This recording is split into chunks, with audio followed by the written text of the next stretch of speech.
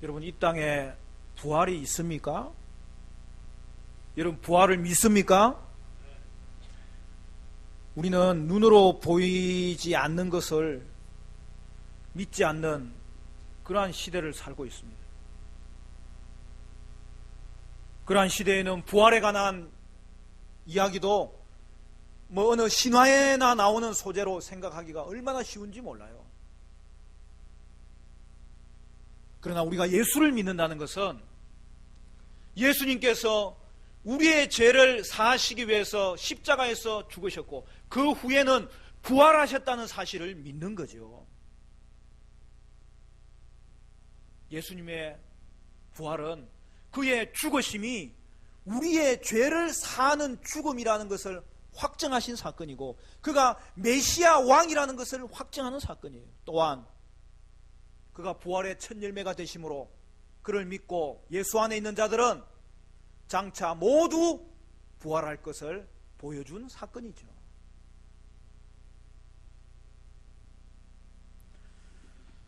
바리새인들이 예수님을 올무에 가두려고 질문한 것이 실패하였다가 이제는 사두개인들이 예수님을 올무에 가두려고 다시 질문하는 장면이 오늘 본문에 나옵니다.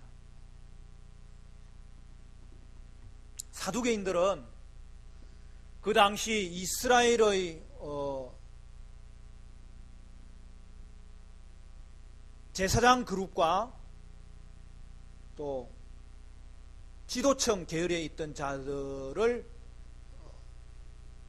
구성하는 그런 사람들로 구성된 어떤 집단이었어요. 그들은 사내들인 공회라고 오늘날 우리 국회와 같은 그런 역할을 하는 그 사내들인 공회의 대다수를 차지하는 그런 정치가 집단이었어요.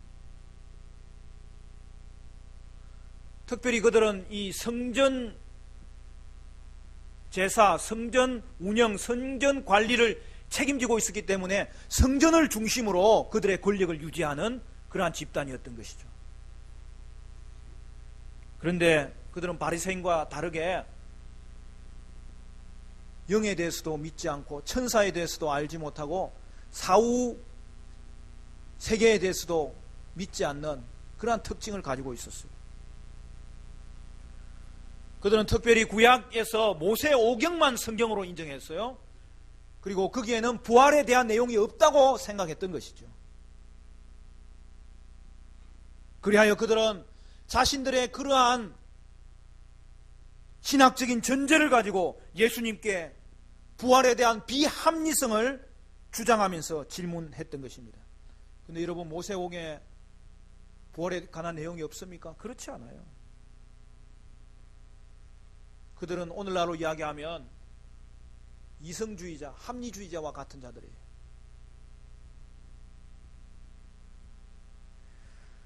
그들에게는 성경이 하나님의 말씀이 아니라 단순히 그들의 사상을 뒷받침해주는 그런 단순한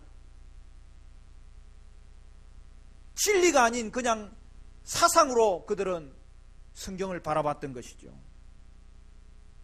그들은 유대인임에도 불구하고 당시에 그리스, 로마 문화에 심취하여서 거기에 영향을 많이 받았던 것으로 보입니다. 그리하여 믿음을 타협하고 결국에는 그들의 믿음은 자신들의 소신일 뿐이지 참된 진리를 믿는 것이 아니었더라는 사실이죠. 오늘날에도 교회라는 이름을 건다고 다 교회가 아니에요.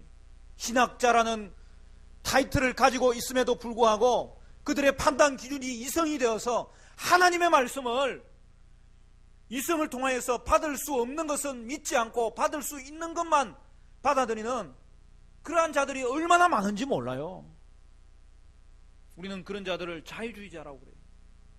오늘 성경을 보니까 하나님에 대해서도 하나님의 말씀에 대해서도 모르고 있었던 이 사두개인과 같은 자들이 바로 그런 자들의 모습입니다. 이에 대해서 예수님의 답변이 뭡니까?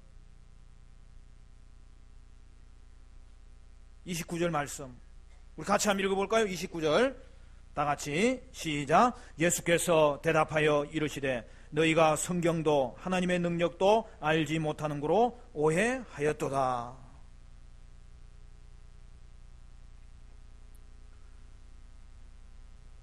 하나님의 말씀을 말씀 그대로 믿지 않는 거죠.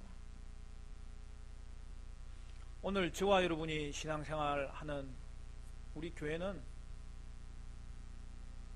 우리 선배들이 얼마나 중요한 기초 위에 이 교회를 여기까지 세워왔는지 하나님 중심으로, 말씀 중심으로, 교회 중심으로 그렇게 하나님의 교회를 여기까지 세운 거예요. 그래서 여러분,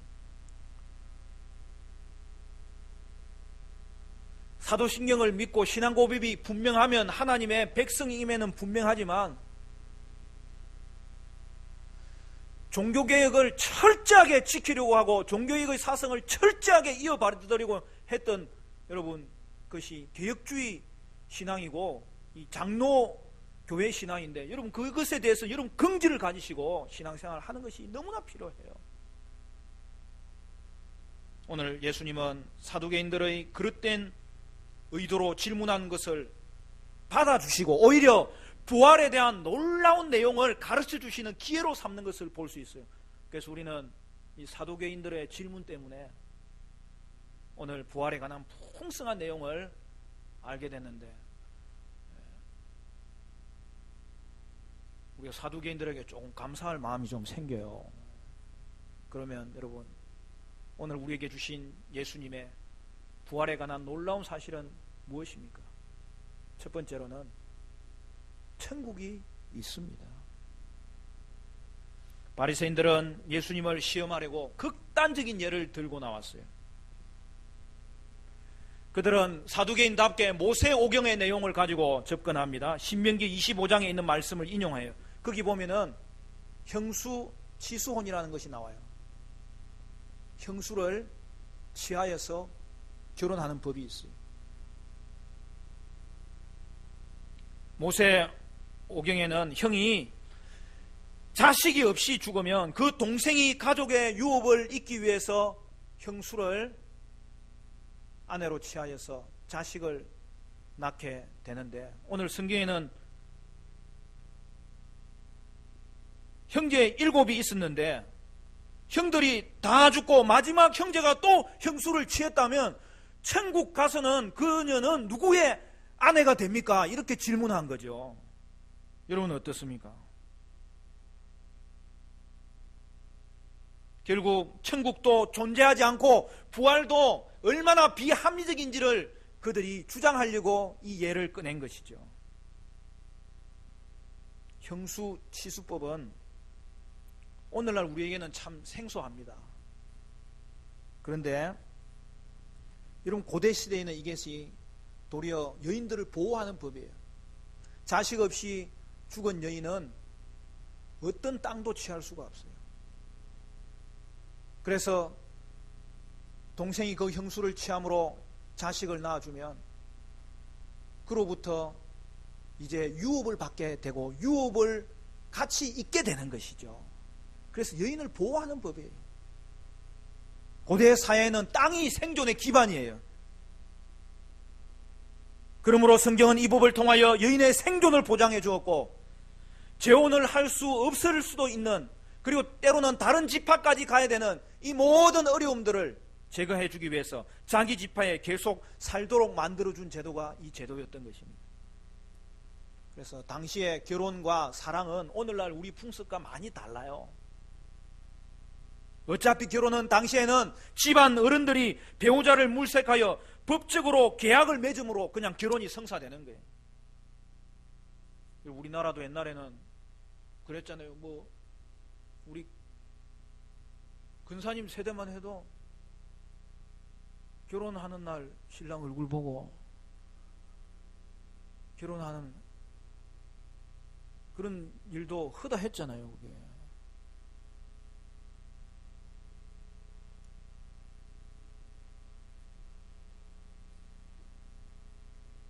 그래서 결혼에는 이 중매 결혼도 있고 또 연애 결혼도 있는 건데, 저는 개인적으로는 결혼은 연애를 통해서 해야 된다고 생각해요. 왜냐하면 젊은이들이 그동안에 부모님들이 그만큼 키워줬으면 됐지, 시집가고 장가가는 것도 해결 못하면 어떻게 하려고 그러는 거예요. 사실은 제가 그걸 언제 들었냐면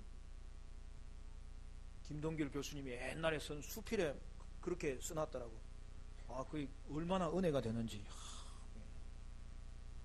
당장 그때부터 제가 연애를 시작했다는 거 아닙니까? 그러나 사실 부모들이 기도해 주겠지만 그만큼 키워주고 자라게 했으면 됐지. 결혼에 대해서는 자기가 책임져야죠. 그게 젊은 사람들의 패기죠. 특히 신앙을 가진 사람들은 배우자를 위해서 기도하고 교제하고 연애하고, 그래서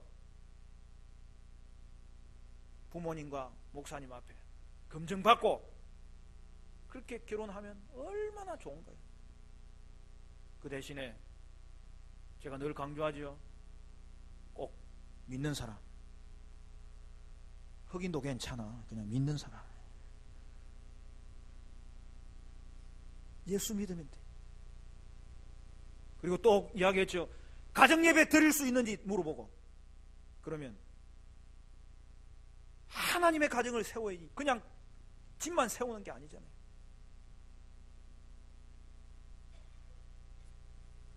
그러나 구약시대에는 달랐어요.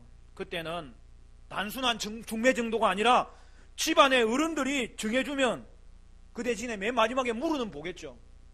승낙하면 그냥 결혼하는 거예요. 그러나 사랑하는 성도 여러분, 그럼에도 불구하고 놀라운 사실은 당시 결혼 생활이 현대인의 결혼 생활보다 행복하지 못했다고 결코 주장할 수가 없어요. 결혼은 하나님이 짝지어 주시고 어떤 계기를 통해서 결혼하든지 간에 최종적으로 승낙하고 언약을 맺으면 여러분, 거기에는 하나님이 주시는 놀라운 부부의 연합이 있고 신비가 있고 축복이 있는 거예요. 그러면 사두개인들의 예대로 7 형제가 다 죽고 자식 없이 죽었다가 마지막 형제가 형수와 결혼하여서 또 죽어버리면 천국에서는 여러분, 그녀는 누구의 남편이 되는 겁니까? 이에 대해서 예수님이 뭐라고 얘기해요? 고민하지 않아도 된다. 그렇게 된 결과가 뭐라고요? 그들은 성경도 제대로 알지 못하고 하나님도 제대로 알지 못하고 하나님의 능력도 제대로 알지 못하기 때문에 그런 오해를 하는 것이라고 말하는 것이죠. 그것이 부활을 믿지 않는 핑계나 천국을 믿지 않을 핑계가 되지 못한다라고 말씀하고 있는 것이죠. 29절 읽었죠. 한 번 더 보면 예수께서 대답하여 이르시되 너희가 성경도 하나님의 능력도 알지 못하는 거로 오해하였도다. 여러분, 여기서 하나님의 능력이란 말은 창조의 능력을 말하는 거예요. 하나님이 이 땅을 창조하시고 저와 여러분을 창조하시고 저와 여러분의 가정을 창조하셨는데 죽었다가 다시 살리는 재창조의 사역을 하나님이 어떻게 하지 못하겠어요? 다 할 수 있는 거예요. 사두개인의 사고체계에는 하나님에 대한 신앙이 없기 때문에 그런 거죠. 하나님을 제대로 믿지 못하니까 부활에 대해서도 믿지 못하고 천국에 대해서도 무지하고. 오늘 저와 여러분은 어떻습니까? 성경이 잘못된 것이 하나도 없는데 성경도 하나님의 능력도 알지 못하여 사두개인들과 같이 오해하는 부분이 있지는 않습니까? 사랑하는 성도 여러분, 여러분은 하나님의 능력을 아는 자로서 하나님의 말씀을 그대로 믿으시기를 바라고 믿은 대로 사시기를 간절히 축복합니다. 두 번째, 부부 생활은 천국의 그림자라는 거예요. 여러분, 그림자란 말은 더 좋은 게 있다는 거예요.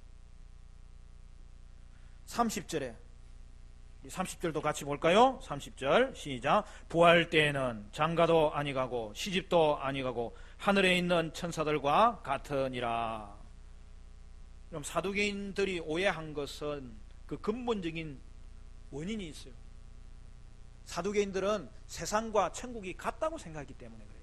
근데 오늘 성경에 뭐라고 이야기했어요? 천국은 어떤 곳입니까? 부활 때에는 장가도 아니가고 시집도 아니가고, 저 천국은 세상과 다른 곳이라는 것이죠. 천국에서는 더 이상 장가 가는 일이 없습니다. 시집 가는 일이 없습니다. 결혼이 없어요. 혹시 실망했습니까? 아니 성경에는 그렇게 결혼이 중요하다고 해놓고 또 천국 가서는 왜 결혼이 없는가? 결혼도 없고 부부도 왜 없는가? 의문이 생깁니까? 여러분, 그런 의문은 좋은 의문이에요.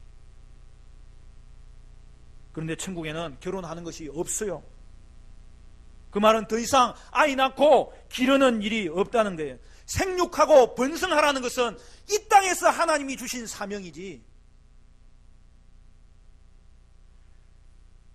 천국에서는 더 이상 하나님의 백성이 더해지거나 감해지는 것이 없다는 거예요. 그 말은 우리가 이 땅에서 반드시 예수 믿고 천국 백성이 되어야 될 이유를 보여주는 말씀이기도 하지요. 천국에서는 이제는 더 이상 채워지는 게 없어요. 이 땅에서 믿는 자들로 하나님이 선택하시고 하나님께 돌아온 자들이 확정되어서 천국에 그대로 들어가고 그 천국에는 그대로 영생 복락을 누리게 하시는데, 그렇기 때문에 천국에는 결혼하는 게 없어요. 그러면 어떻게 되는 겁니까? 부부가 천국 가서 알아봐요, 못 알아봐요? 당연히 알아보죠. 그냥 딱 보면 안다니까. 그런데 부부가 알아보지만 부부로 사는 것은 아니라는 거예요.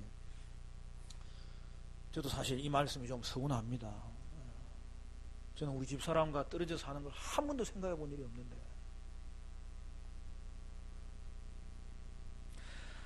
부부가 한 몸인데 하나님 왜 천국 가서는 우리를 떼놓으려고 하십니까? 그런데 오늘 말씀에 놀라운 내용이 담겨져 있어요. 여러분, 부부가 떨어진다는 게 아니에요. 절대 떨어지지 않아요. 결혼은 이 땅의 삶으로 끝납니다. 그러나 부부의 사랑은 결코 끝나지 않아요. 부부는 천국 가서 다시 만납니다. 그때의 부부는 이 땅에서보다 더 크고 더 깊은 사랑을 가질 것입니다. 그러나 그때에는 모든 부정하고 제한되고 성적인 것도 다 그곳에서는 찾아볼 수 없게 될 것입니다. 즉, 천국에서는 부부 관계도 개인적인 관계에 머무는 것이 아니라는 거예요. 왜 그렇습니까? 천국에서는 하나님과 내가 완전히 하나 되는 관계가 회복되기 때문에 다른 모든 관계들은 부수적인 관계가 될 것이라는 사실이지요.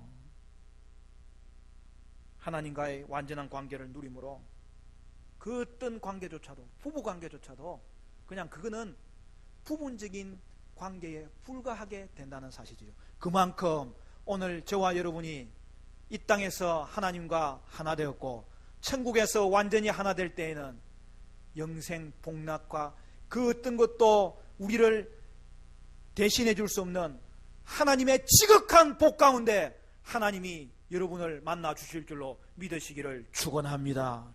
우리는 그 소망으로 오늘도 살아가는 존재입니다. 그렇기 때문에 하나님과의 관계가 완전히 회복된 자는 다른 거는 다 그냥 부수적인 거예요. 그러므로 이것은 우리에게 굉장히 중요한 내용을 가르칩니다. 왜 그렇습니까? 이 땅에서의 부부 생활은 천국에서의 하나님과의 관계의 그림자라는 거예요. 이것은 이 땅에서의 부부 생활이 어떠해야 될 것을 비춰주는 거울과 같아요. 여러분, 이 땅에서의 부부 생활은 회복된 하나님과의 관계가 이루어질 것을 보여주는 그러한 부부 생활이 되어야 된다고 말씀하고 있는 것입니다. 여러분은 부부 사랑이 하나님 사랑 닮아가는, 그래서 하나님의 사랑을 이 땅에서도 보여주는 그러한 하나님께서 은혜를 주시려고 부부로 하나 되게 하셨고, 그리고 그것을 맛보게 하셨고, 오늘도 여러분의 부부 생활은 하나님과 완전히 하나 되는 그러한 하나님의 은혜를 이 땅 가운데서 여러분을 통하여서 맛보고 훈련하고, 그리고 그렇게 실제로 사랑하도록 여러분의 짝을 붙여 주셨다는 사실이지요. 그러므로 우리가 부부가 사랑하는 것은 하나님의 사랑으로 그를 사랑하고 그를 높이고 인정하고 배려하고 경청하고 칭찬하여서 목숨보다 더 귀한 사랑으로 예수님의 사랑을 그 품은 그것이 나타나는 정확한 자리가 뭐냐? 부부의 사랑에서 그 사랑이 나타나므로, 사랑하는 성도 여러분, 여러분의 부부의 삶에 하나님의 사랑이 충만해지는 은혜가 있게 되시기를 간절히 축원합니다. 부부 생활은 하나님의 사랑을 보여주는 천상의 관계로 하나님은 이 은혜를 주셨는데, 이 땅에서 부부간에 사랑함으로 하나님 사랑을 누리시기를 바라고, 저 천국 가서는 하나님의 온전한 사랑을 누림으로 말미암아서 하나님 백성 되어 부활의 주님, 부활의 능력을 경험하는 은혜의 삶이 되시기를 축원합니다. 마지막 한 가지는, 천국에는 영원한 부활이 있습니다. 31절부터 보면 예수님이 이렇게 설명합니다. 죽은 자의 부활을 논할진대 하나님이 너희에게 말씀하신 바 나는 아브라함의 하나님이요 이삭의 하나님이요 야곱의 하나님이리라 하신 것을 읽어보지 못하였느냐. 하나님은 죽은 자의 하나님이 아니요 살아있는 자의 하나님이시니라 하시니 무리가 듣고 그의 가르침에 놀라더라. 여러분, 예수님은 바리새인들이 모세오경을 좋아하니까 예수님도 친절하게 모세오경에서 예를 들어서 그들에게 설명해 주는데, 출애굽기 3장 6절 말씀을 제시합니다. 아브라함과 이삭과 야곱을 이야기할 때에 하나님은 아브라함의 하나님이었다라고 하지 않고 아브라함의 하나님이다라고 말씀했던 것을 보여주고 있어요. 아브라함은 죽었는데 그들의 하나님이었다고 말씀하지 않고 그들의 하나님이다라고 말한 것은 그들이 현재에도 살아있음을 전제하고 하시는 말씀이에요. 왜 그렇습니까? 하나님은 죽은 자의 하나님이 아니라 산자의 하나님이시고 살아계신 하나님이시기 때문입니다. 아브라함과 이삭과 야곱은 땅에서 죽음으로 그들의 존재가 끝난 것이 아니라 하나님께서 모세에게 말씀하실 당시에도 여전히 그들이 살아있음을 하나님은 증명하셨던 것입니다. 하나님과의 언약은 영원한 언약이에요. 우리가 이 땅을 떠날 때에도 천국에서 하나님이 우리와 함께 해주신다는 언약이에요. 결국 이 말씀은 뭐예요? 사두개인들의 신앙은 죽은 신앙이야. 왜요? 산자의 하나님을 섬기지 않기 때문에 그의 신앙은 죽을 수밖에 없는 거죠. 오늘도 이 시대에 부활을 믿지 않고 신앙생활을 하면서 어떻게 그의 삶이 살아있는 신앙이 되겠으며 죽은 신앙으로 결국에는 나락에 떨어질 수밖에 없는 건 아니에요. 부활신앙이 아니고서 오늘 이 사두개인들은 무기력한 신앙생활을 하게 되었다는 것인데, 그 근본적인 원인이 뭐예요? 하나님을 죽은 자의 하나님으로 바라보는데 그거는 그냥 자신의 소신일 뿐이지 믿음이 아니고 무기력한 신앙으로 결국에는 자신들도 죽고 다른 사람들도 살리지 못하는 그런 지경에 이르렀다는 것을 성경이 말씀하고 있는 것이죠. 그러니 세상과 타협하고 결국에는 세상을 기준 삼아 살게 되었던 것 아닙니까? 하나님은 살아계신 하나님이시고 산자의 하나님이신 줄 믿으시기를 축원합니다. 그러므로 사랑하는 성도 여러분, 부활이 있습니다. 천국이 있습니다. 복음의 핵심은 예수님의 십자가와 부활이에요. 그러므로 부활의 첫 열매 되신 예수님을 따라 우리는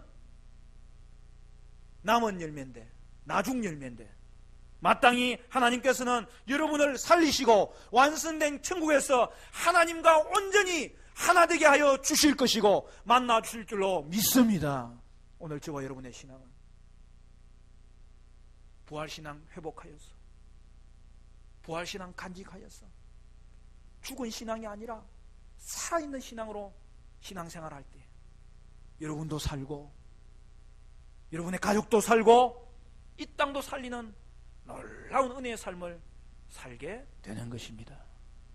오늘도 부활을 믿으시고 부활신앙으로 무장하시고 하나님을 살아계신 하나님, 산자의 하나님이신 것을 분명하게 고백함으로 말미암아 이 땅을 능력 있는 하나님의 사람으로 여러분 사시기를 바라고, 여러분이 머무는 곳마다 살게 되고 살리는 역사가 일어나는 축복된 믿음의 사람으로 쓰임받게 되시기를 간절히 축원합니다.